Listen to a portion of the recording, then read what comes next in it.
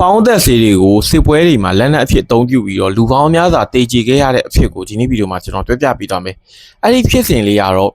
Agents Orange ဆိုပြီးတော့လူတီများတဲ့ဖြစ်စဉ်လေးပဲဖြစ်ပါတယ်။ဆိုတော့လေ1955ကနေပြီးတော့1985အထိဖြစ်ပွဲခဲ့တဲ့ BNN တို့ရဲ့အမေရိကန်နဲ့စစ်ပွဲမှာဒီဖြစ်စဉ်လေးကဖြစ်ခဲ့တာအမေရိကန်တွေကလေ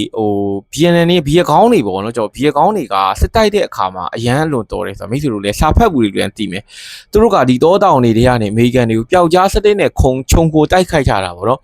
အဲ့တော့အမေရိကန်တွေကဒီတောတောင်တွေကိုရှင်းလိမ့်ဖို့အတွက်မှာသူတို့ကပေါင်းသက်ဆေးကိုအသုံးပြုခဲ့တယ်ပေါင်းသက်ဆေးကစုစုပေါင်းအနေနဲ့6မျိုးကိုအသုံးပြုခဲ့တယ်ကျွန်တော်ဒီ240လို့ခေါ်တယ်ကျွန်တော်မြန်မာပြည်မှာလည်းသုံးနေပဲဖြစ်တဲ့ပေါင်းသက်ဆေးတစ်မျိုးလဲပါတာပဲအဲ့6မျိုးကိုသူတို့ကရေချက်ရှိဖြန်းခဲ့တယ်ပေါ့နော်အဓိကကတော့တောတောင်တွေကတစ်ပင်တွေတေဖို့တွေနောက်ပြီးတတိဝလံပင်တွေတေဖို့တွေနောက်ပြီးတော့စဘာပင်တွေတေဖို့ပေါ့နော်အဓိကကတော့ဘီယကောင်းတွေရိတ်ခါတွေဒီကုန်းပုံအောင်နိုင်မဲ့နေရာတွေမရှိအောင်သူတို့ကဒီ6မျိုးကိုဖြန်းခဲ့တယ်ဖြန်းခဲ့တဲ့ဒီ operation နာမည်ကတော့ Operation Ransom လို့ခေါ်တယ်လင်းရင်နဲ့တန်းပေါင်းများစွာဂါလန်ပေါင်းများစွာကိုဖြန်းခဲ့တာဘယ်နှစ်တောင်ဖြန်းခဲ့လဲဆိုရင်10နှစ်တောင်ဖြန်းခဲ့တာဗျာစဉ်းစားကြည့်အဲ့10နှစ်တောင်ဖြန်းခဲ့တဲ့အစိတ်တွေကကျွန်တော်ဒီ BNN ရင်းမြေတွေရေတွေကိုအစိတ်တွေတင်သွားစေတယ်အခုဆိုရင်အဲ့ဒီအစိတ်တင်နေပေါ့နော်အဖက်တွေကကျွန်တော်အဲ့1985နောက်ပိုင်းဒီ generation ပေါင်းများစွာကကျွန်တော်ခံခဲ့ရပြီးတော့အောင်ကျော် system တွေထိတာနောက်ပြီးရင်ကျွန်တော်တို့ကင်ဆာယောဂါတွေဖြစ်တာအရွယ်မတိုင်ခင်ပေါ့နော်ကိုလက်အင်္ဂါတွေမပြည့်စုံရင်မွေးတာအဲ့လိုမျိုးတွေဖြစ်တယ်အဲ့ဒီဟာမှာအဲ့လိုမျိုးဖြစ်တဲ့ခါမှာအခုဆိုရင်ပြန်လဲထူထောင်ရေးစင်တာတွေပေါ့နော်အမေရိကန်ဘက်ကလည်းဒါမျိုးတွေရော်ကြီးပေးခဲ့ရတာရှိတယ်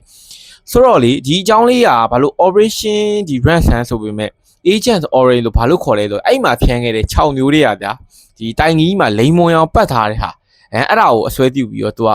Agents Orange ဆိုပြီးတော့နာမည်ကြီးတယ်ပေါ့နော်နာမည်ကြီးအဖြစ်ရတစ်ခုဖြစ်တယ်ဒီကြောင်းကလေးကိုကျွန်တော် YouTube တို့ဘာတို့မှလည်းအလွယ်တကူရှာကြည့်လို့ရတယ်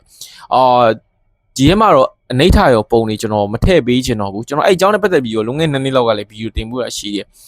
လူပေါင်းများစွာတော်တော်ဆိုးဆိုးရွားရွားဖြစ်ခဲ့တာအဲ့တော့အမေရိကန်တွေကဒီပေါင်းသက်ဆေးတွေကို